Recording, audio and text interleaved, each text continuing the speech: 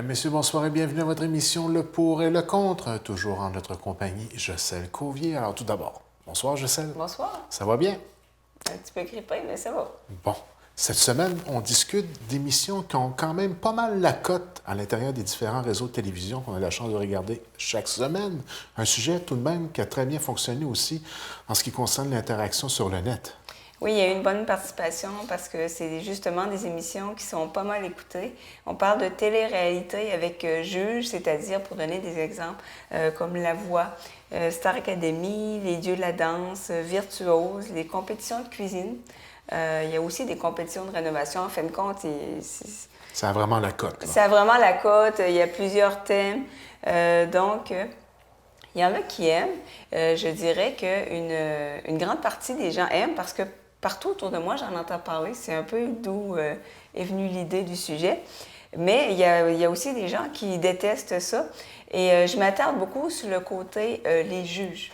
C'est ça aussi, c'est ça qui accroche un peu. Puis dans les commentaires, c'est ça qui accrochait beaucoup. Il y en a qui aimaient, d'autres moins les commentaires des juges. Et quand on dit émissions qui ont la cote, il y a certaines émissions qu'on a nommées en début d'émission qui ont vraiment les plus hautes cotes d'écoute là, sur les différents réseaux de télévision. Donc, c'est réel, là. Ça a réellement fait sa preuve. Et comme à l'habitude, on fait une petite mise en contexte. Effectivement. Donc, j'ai été voir un petit peu l'historique de ces émissions de télé-réalité-là. Là, on parle au sens large. Donc, la première, c'était en 1971, An American Family sur PBS. Donc, c'était une émission qui montrait une famille divorcée pour montrer un peu les répercussions d'un divorce sur le quotidien. Je suis étonné de 1971 quand même, hein? Oui. C'était très surprenant et on avait tourné 300 heures quand même de tournage et ça a été fait sur 12 épisodes. Donc, l'année suivante, l'émission était reprise au Royaume-Uni et quand ça a sorti, ça a vraiment fait la controverse. Hein? C'est pas tout le monde qui était d'accord. C'était nouveau. On disait « Ah, c'est du voyeurisme ». Un peu les mêmes choses qu'on dit aujourd'hui. Donc, ça a quand même beaucoup marché. Puis en 87, déjà, il y avait 37 émissions de télé-réalité aux États-Unis. Ça m'a surpris également. Ensuite, en 94, au Québec, on a eu Pignon sur rue, première émission de télé-réalité ici. Donc, c'était vraiment des pionniers. Et en 99, le fameux Big Brother. Donc, 12 participants enfermés dans un lieu clos. Ça a été repris dans 72 pays. Donc, ça a vraiment été un succès planétaire et c'est venu pas mal de là, l'espèce d'effervescence des émissions de télé-réalité. Donc, il y a eu une explosion dans les années 2000. En 2003, au Québec, on a eu le fameux Star Academy. Et ensuite, ça s'est enchaîné. Et je te laisse poursuivre. Les gens sont tellement habitués à la télé-réalité, excusez-moi, que plusieurs personnes écrivent aux personnages d'Unité 9, car ils croient que ce sont de vrais détenus évoluant dans une prison. Encore aujourd'hui, on peut voir, parce que j'avais entendu parler de ça, les premiers épisodes de la série Séraphin, mais je pensais que les gens aujourd'hui arrivaient à faire la différence entre les deux. Oui, bien moi, ça m'a surprise, mais ils reçoivent énormément de courriers, semble-t-il, de gens qui vont écrire à Marie, interprétée par Guylaine Tremblay. Ils pensent vraiment qu'il y a une Marie en prison, que Guylaine Tremblay est en prison. Et même, il y a des comédiens qui disaient, je pense justement, c'est Guylaine Tremblay qu'une madame lui avait dit « Ah, mon Dieu, t'es sortie de prison. » C'est qu'il y a tellement de télé-réalité que les gens finissent par oublier que c'est une fiction. Mais en quoi Unité 9 est une télé-réalité? Non, Unité 9, justement, c'est un téléroman de fiction. Mais ce qu'ils expliquaient, c'est un article de journal qui expliquait, c'est qu'on est tellement entouré de télé-réalité qu'on finit par croire que même les téléromans de fiction sont des télé-réalités, ce qui n'est pas le cas. On dit que les télé-réalités sont les vaches à lait des chaînes de télévision. Ça, j'ai pas du tout de difficulté à conceptualiser ça. Ce sont des émissions qui attirent facilement les spectateurs. Hein? Ça fait appel à la curiosité humaine et au voyeurisme. On a déjà parlé de ça dans des émissions passées. L'émission se fait connaître facilement de bouche à oreille et sur les réseaux sociaux. C'est même interactif maintenant avec plusieurs téléromans. On peut réagir directement sur le vif lorsqu'on regarde l'émission en question. Lorsqu'il y a un représentant d'une communauté, exemple Gaspésie, une grande partie de la population suivra l'émission, je pense. Star Academy est un bel exemple. Le coût de production est peu élevé. Ça aussi, c'est un avantage à ne pas négliger pour les producteurs. Inconnu, beaucoup moins rémunéré que les stars, naturellement, et même on fabrique des stars, du moins à court terme, bien souvent avec ce genre d'émission-là. On les appelle souvent étoiles filantes. Oui, tout à fait. Et c'est pas sans conséquence. Hein? Oui. On a eu certains témoignages quand même assez spéciaux par rapport à l'expérience vécue. Presque pas de script, alors le scénario évolue selon comment ça va. C'est pas nécessairement prévu à l'avance. C'est pour ça que parfois, il y a une partie en direct et une partie de montage. Hein? On voit ça souvent. Là. Équipe technique moins nombreuse. Ah, ben ça, je le savais pas par contre. Sur les émissions comme Love Story, on expliquait qu'il bon, il va y avoir un monteur qui va rester de nuit. Tu n'as pas une grosse équipe comme d'autres émissions. Ah, j'imagine. Hein. Les produits dérivés, bien sûr, hein, ça, c'est un must. Hein, et on le sait, il y a plusieurs franchises de films ou d'émissions qui savent très bien exploiter cela d'ailleurs. Et coût pour voter par téléphone, ça me fatigue un peu, ça, mais c'est présent un peu partout. Le fameux $1 l'appel. Là, effectivement, mais c'est quand tu comptes sur des millions de téléspectateurs, ça leur fait quand même pas mal d'argent. Code d'écoute de la voix, ah ben c'est bien, on en parlait en début d'émission, 2,5 millions avec des pointes à 3 millions. Ça, regarde, tant qu'à moi, ça doit être une statistique très difficile à atteindre. Là. Effectivement, et on disait que souvent la voix est en compétition avec, par exemple, des matchs du Canadien, d'autres émissions très populaires, puis c'est quelque chose quand même. Là. Alors, on débute comme à l'habitude avec les arguments pour. Oui. Je débute? Oui. D'accord. Critique aide à se dépasser, permet de détecter nos points faibles, s'améliorer.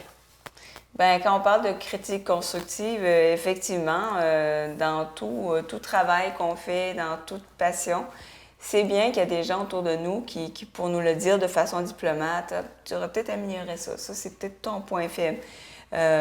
Donc, c'est le bon côté de ces émissions-là, que ce soit les émissions de cuisine, etc. Encore là, ça dépend de la façon que c'est fait. Là. On commence avec le premier commentaire. Oui, divertissant, mais DC qui nous dit « J'aime bien écouter les artistes, mais je passe les commentaires des juges. Je trouve que souvent, ce n'est pas constructif pour les artistes. » Je connais plusieurs personnes qui font ça.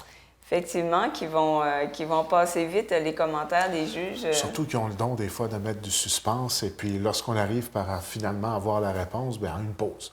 Oui, c'est ça, c'est ça. Et que c'est dur sur les nerfs. Fait qu'il y en a qui aiment bien ça, avancer, puis pas se taper tout ce côté suspense-là. Puis il y a quelque chose de jouissif de zapper les publicités. Hein? Oui. On a l'impression de se venger, là.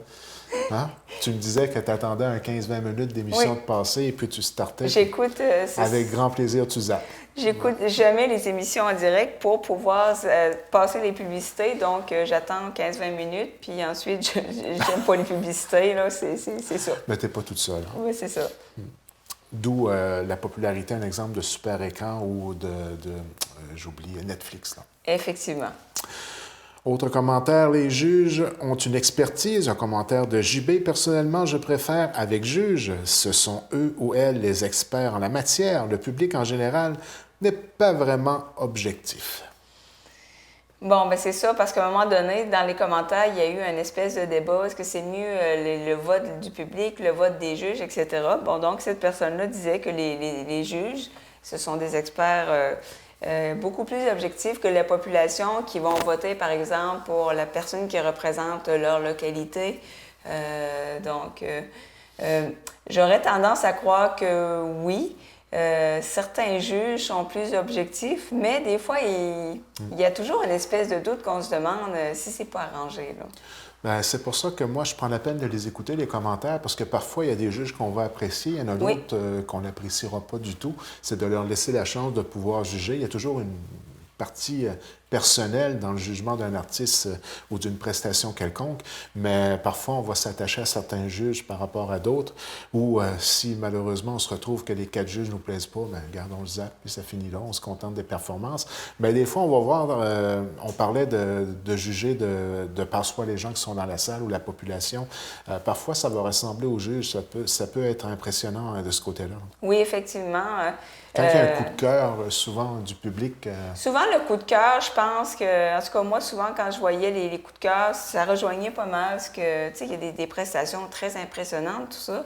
Puis les juges, bien, avant tout, c'est des humains, avant d'être des experts, des musiciens, etc. Donc, ils ont leur style musical. C'est sûr que si un juge n'aime pas le country, puis l'artiste est un artiste country, ça se peut qu'il soit moins impartial qu'un autre juge qui apprécie plus ce genre-là, qui est capable de vraiment apprécier. Là. Donc, choix délibéré des participants, GS. Les participants savent de quoi il en retourne, donc ils doivent assumer le choix qu'ils ont fait pour aller dans ce genre d'émission. Tu sais, c'est sûr, des fois, on voit des participants se faire critiquer pas mal. Puis moi, la première, tu sais, je vais avoir de la peine pour le participant. Des fois, je trouve que, peut-être moins au Québec, mais aux États-Unis, les émissions de style America Got Talent, quelque chose comme ça. Des fois, les juges, là, les participants en pleurent, là, ça n'a comme juste pas de bon sens. Mais c'est sûr que c'est un choix délibéré. Moi, personnellement, je n'irai jamais là. Un, j'ai pas le talent pour le faire. Puis deux, je ne serais pas assez solide pour me faire avancer par la critique de même. Disons que parfois, il faut être préparé psychologiquement avant de se présenter. Ouais. Et il faut être tout à fait conscient qu'il y a des juges avec des signatures de caractère toutes particulières. Et ça fait partie du show. Il y en a qui regardent ça pour voir les juges là, rentrer dedans. Ça dépend des goûts. Là. Habituellement, il y a un équilibre. Hein? Des fois, il va y avoir un autre juge à la table. Il y a un juge fin puis un juge pas fin. Oui, c'est ça. Bon cop, bad cop. Exactement, le même principe. Donc, est-ce que c'est... Oui, dernier commentaire en ce qui concerne les arguments pour. Belle façon de découvrir des talents. Je pense que ça, c'est indéniable. Un commentaire d'AG. Ces émissions nous font découvrir de merveilleux talents au Québec où nous sommes peu nombreux. Soyons fiers de nos artistes québécois et québécoises. Et ça, là, il y a en plus du talent au Québec. C'est incroyable. Les émissions reviennent année après année. Et il y en a même une qui se prépare pour les plus jeunes. Là. On voit ça un peu en publicité lors de La Voix. Là. Je pense qu'ils vont même être à Gaspé bientôt. Là. Ah, bien, c'est bien ça parce qu'effectivement, on a beaucoup de talent au Québec. Qui autrement ne serait peut-être pas connu. Hein? Oui, parce que si tu n'as pas les bonnes plugs en bon français, si tu ne connais pas de gens dans le milieu, tu as beau avoir du talent, des fois, ben tu vas rester chez vous. Puis, ça facilite un peu le tremplin. Hein? Effectivement. Donc, ces émissions-là aident beaucoup à faire découvrir des... Puis ça, c'est un côté que j'aime, c'est que des fois, on voit des artistes, tu vas les écouter en concert, puis mon Dieu, c'est pas vargeux, là. Là, tu te dis, mon Dieu, cette personne-là, elle a vraiment une machine derrière elle. Tout est peaufiné en studio, etc. Tandis que tu vas voir des voix brutes, des gens inconnus qui arrivent là comme ça. Puis tu te dis, mon Dieu, tu as des frissons tellement le talent, la voix de cette personne-là. Puis il y a un penchant sur Internet qu'on m'a fait découvrir en fin de semaine. Ça s'appelle The Vine. C'est une espèce d'application sur les téléphones intelligents. Puis, ça permet de filmer pendant, je pense, c'est 8 secondes. Puis, c'est des gens qui se filment, là, genre a cappella dans leur voiture en train de chanter ou dans leur garage. Mais il y a des voix là-dedans, là, ça n'a aucun bon sens. Les frissons, là. Puis, tu te dis, ça, c'est vraiment des inconnus, avec aucun... enregistré avec un téléphone intelligent, là, ça en dit long. Puis, ça a l'air qu'il y a des gens là-dedans qui se font connaître, qui deviennent vraiment des artistes, qui en disquent, etc. Donc, ça, c'est bien. Via YouTube aussi, ouais. on a découvert plusieurs chanteurs là, avec des talents incroyables, c'est le cas de le dire. Parce que quand on va faire un tour sur YouTube et qu'on se met à regarder, là, on peut passer des grandes soirées. Là. Oui, donc des diamants bruts, comme on dit. Puis moi, ça m'impressionne beaucoup plus que quelqu'un qui a tellement une grosse machine que, dans le fond, il n'y avait pas tellement de voix au départ. Mais pas moussé par l'industrie traditionnelle, disons. Là. Parce que si l'industrie se met sur quelqu'un puis se décide d'en faire une super vedette, ils sont capables. Oh, Même si la personne, à la base, n'a pas une si belle voix, ils vont toutes mettre le paquet, le look, tout. C'est un côté que j'aime moins. Bon. Et tu as déjà eu l'expérience d'aller voir un artiste en spectacle et puis t'apercevoir que c'était pas nécessairement semblable à l'enregistrement original? Oui, ben moi aussi. Des fois, là, ouf! Tu fais ça. Non, c'est tellement pas l'album, tu dis, oh mon Dieu, OK, ces personnes-là, il est mieux en studio. Heureusement, par contre, sur le long terme, ça s'est amélioré dans mon expérience personnelle à moi, sans nommer personne, bien sûr. Oui. Argument contre maintenant? Oui. Cette fois-ci, je te laisse débuter. D'accord, donc parfois truqué, SD qui nous dit, je trouve tout cela souvent biaisé et même, comme on a déjà vu aux Olympiques, truqué. À ce point-là? dès qu'il y a des juges, c'est sûr qu'on peut... ça laisse une porte ouverte au fait que c'est truqué. Est-ce que les émissions de télé-réalité québécoises sont truquées? Je sais pas. Mais c'est revenu quelquefois dans les commentaires. Certaines personnes se demandent. Donc, il y a un doute qui subsiste chez Est-ce que c'est certains pas arrangé? téléspectateurs. Exemple, la voix, on ne voit pas le chanteur. Ça aussi, c'est un principe tout de même spécial. Au départ, je trouvais ça vraiment... Le principe est merveilleux. On ne se laisse pas influencer par le look premier de la personne en question. Et parfois même, on voit que les juges sont terriblement surpris de voir le genre de bébite qui est en train de chanter, là. Exactement. Donc ça, c'est bien. Mais il y a des gens qui mettent ça en doute, qui se demandent, ouais, mais peut-être que dans le fond, ils y voient. Je ne sais pas, honnêtement, mais il y a un doute dans la tête de plusieurs personnes. Donc, il y a un doute dans la tête de certains téléspectateurs. Oui, oui. Autre commentaire, souvent trop sévère, compétition, en faisant référence à compétition de cuisine, si je comprends bien, un commentaire de DL. Les juges, je les trouve trop sévères. Pour qui se prennent-ils? Je sais qu'ils sont d'excellents chefs, mais je les trouve trop durs avec les participants. J'ai déjà vu ça en cuisine, moi aussi. Là. Des fois, les commentaires sont à la limite peu subtils. Il y a une émission, entre autres, américaine, doublée, et c'est ça, c'est le chef est réputé pour faire des crises de nerfs. Et j'ai déjà écouté une émission, j'ai dit, ça n'a comme pas de bon sens. Puis très populaire, je sais à qui tu fais référence. C'est un des chefs les plus populaires au monde. Effectivement, les gens écoutent ça parce qu'il y a de l'action, définitivement. Moi, j'ai de la misère. Des fois, comment ça s'appelle, America Got Talent, non, les gens doivent peser. Ils pèsent sur un X s'ils n'aiment pas la prestation. Des fois, la personne, ça fait 2 secondes qu'elle chante puis pèse sur le X. Ben oui. Des fois, c'est comme... c'est un show, hein? Ben oui. Donc, ouais, je trouve, des fois, c'est pas mal raide, là. À la voix, on doit dire, je trouve quand même que les juges, c'est constructif comme commentaire et on ne voit pas nécessairement de méchanceté. Je pense pas que ça passerait au Québec, ça. Non, ici, c'est beaucoup plus diplomate. À un moment donné, il y avait eu une escarmouche entre un participant et une juge que je ne nommerai pas. Oui. Et ça a fait les manchettes. C'est dire comment, ici au Québec, ça passerait pas de commencer à rentrer dans un participant. Et tant mieux parce que moi, honnêtement, j'aime pas les émissions avec des juges. Si j'écoute quelque chose, je passe les juges. Je suis sensible aux critiques. En ce qui concerne la découverte de talents musicaux, ce serait quand même assez difficile un concept d'émission sans juge, genre, non? On n'a pas le choix d'avoir des juges. Je comprends l'idée. C'est des compétitions. Il y a un côté, un suspense. Puis d'autant plus qu'on ne se contente pas seulement du juge, mais il y a quand même un genre de mentorat, qu'on dit, qui entoure, je parle spécifiquement de la voix, là. Oui, parce que c'est ça qui joue en ce moment. C'est ce qu'on entend parler le plus. C'est sûr que les juges sont nécessaires. Moi, j'ai un problème avec le côté... Même le juge a un mentor. Je trouve ça quand même spécial. C'est ça. Là.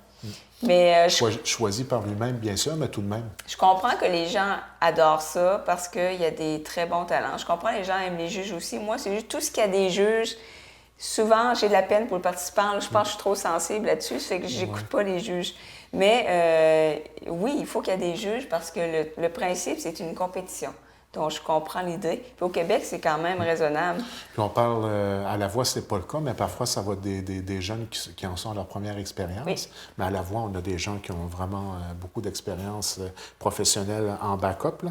Mais tout de même, l'encadrement, ça fait grandir dans l'évolution de l'émission et dans l'évolution personnelle de la personne qui veut cheminer comme artiste. Oui, surtout s'il y en a qui n'ont jamais eu de professeur de chant, qui ne connaissent rien dans le domaine, dans le milieu. C'est sûr que ça aide d'avoir un mentor qui est un artiste accompli, c'est sûr. Puis cette année, je ne sais pas s'ils sont bien préparés. Là. Ça paraît que je l'écoute. Hein? Je ne sais pas s'ils sont bien préparés, mais je trouve que lorsque soit ils sont exclus ou ils n'ont pas été choisis, les réactions sont vraiment adéquates. Oui, non, c'est sûr. Mais c'est ça, moi, je l'écoute pas, je peux pas en parler beaucoup. Là, tu l'écoutes? J'aime pas les émissions de télé-réalité, de trucs comme ça. Puis il y en a une qui a écrit comme commentaire, je sais qu'elle aime pas ça non plus. Puis elle me disait, moi je zappe, elle dit, j'ai l'impression d'être la seule sur la planète Terre à pas écouter ça. Puis je me sens de même parce que souvent, moi j'entends des commentaires où, genre le lendemain, tout le monde parlait de la prestation de Pastel. Pastel, j'ai dit, c'est qui Pastel?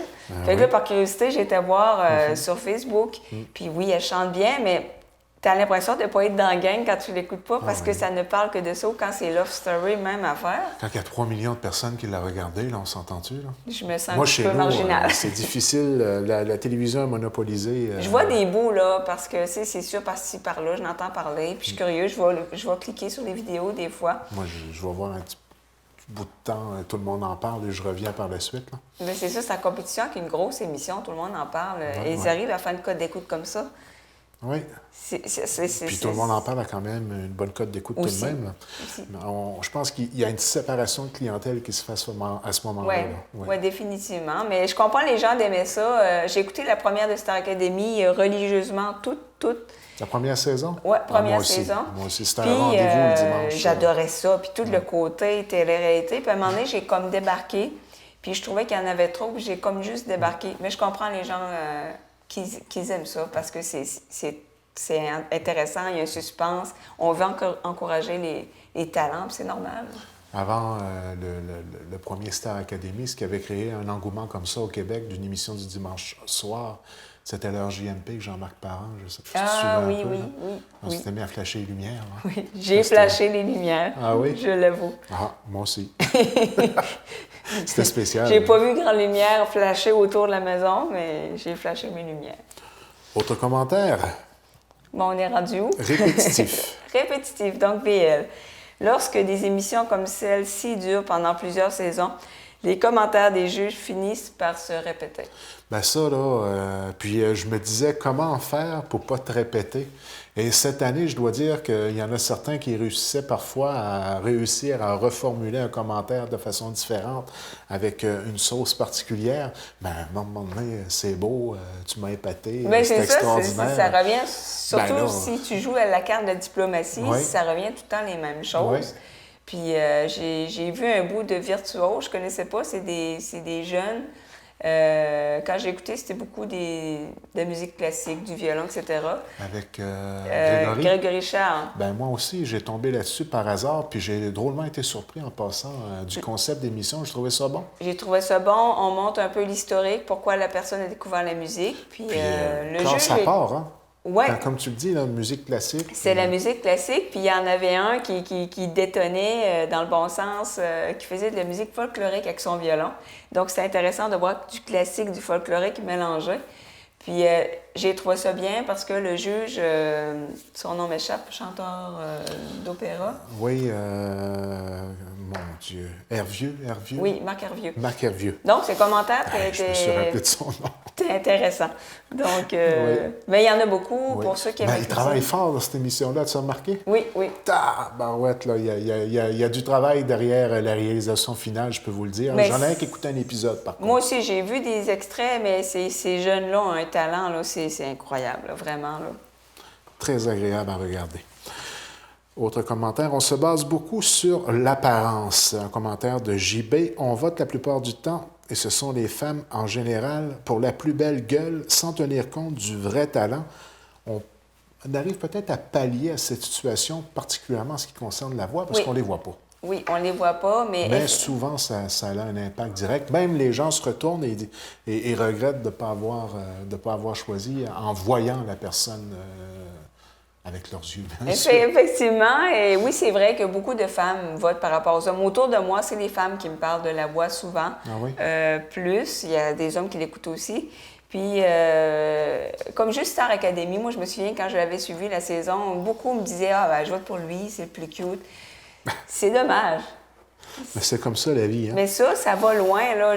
Une petite parenthèse, là, il y en a plusieurs qui m'ont dit avoir voté pour, mon Dieu, son nom m'échappe, le premier ministre du Canada.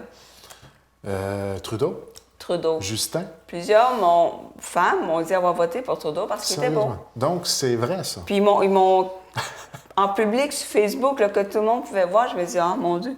T'sais, moi, je respecte que tout le monde vote pour, peu importe le politicien, mais pour la beauté, je trouve pas que c'est une raison. Mais lui, c'est une histoire de père en fils. Hein? Ouais. C'était comme ça à l'époque de son père aussi. Mais carrément. Hein? Ah oui? Copier-coller. Beaucoup de personnes ont voté. Il était considéré comme un des plus... Un sex symbole. Tout à fait. J'ai connu Trudeau père vers la fin. Un peu plus vieux. Oui, mais jeune, c'était un bel homme aussi. Mais c'est spécial. Tu sais, je respecte tout le monde qui vote libéral, tout ça, mais voter pour la beauté, moi, je trouve ça particulier. Moi, je trouve ça solide, moi, comme vote, moi. Non?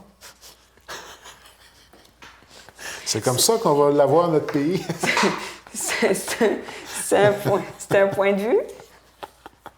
C'est pas croyable, hein? Et dans les journaux, je peux vous dire... Ça doit être ceux qui votent parce qu'ils pensent qu'Unité 9, c'est vrai.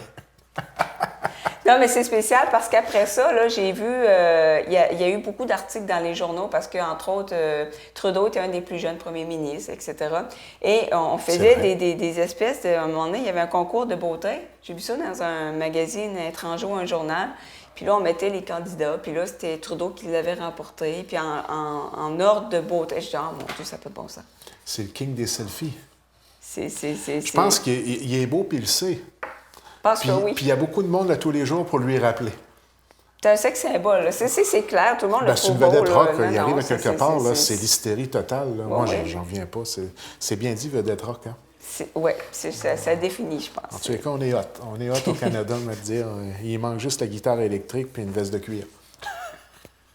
Donc, beaucoup se basent pour la beauté. Et je parle des femmes, les hommes aussi. Il y a des hommes qui vont voter parce que la fille est cute, tout ça. C'est vrai. Mais moi... Ça, c'est bien beau juger les femmes, là, mais moi, probablement que s'il y avait une superbe de belle femme qui se présentait contre Justin Trudeau, on s'apercevrait qu'il y aurait une bataille masculin-féminin à ce moment-là. Définitivement. Donc, mais chacun vote pour ses convictions, mais moi, la beauté, je trouve pas que c'est une conviction, en tout cas, profonde. C'est mon avis. Ça a fait du bien d'en parler. Ah, il fallait que ça sorte. Et le dernier commentaire. Guerre d'ego, GS. Une copine m'a dit d'écouter une émission similaire sur la danse. Je n'ai pas aimé du tout. J'avais l'impression qu'il y avait vraiment beaucoup d'ego. Je sais de quoi elle parle et Bye Bye, en tout cas, un peu rit de cette émission-là, justement, parce qu'il y a une espèce de guerre d'ego des juges. Mais... Des juges qui ont des personnalités quand même fortes, hein?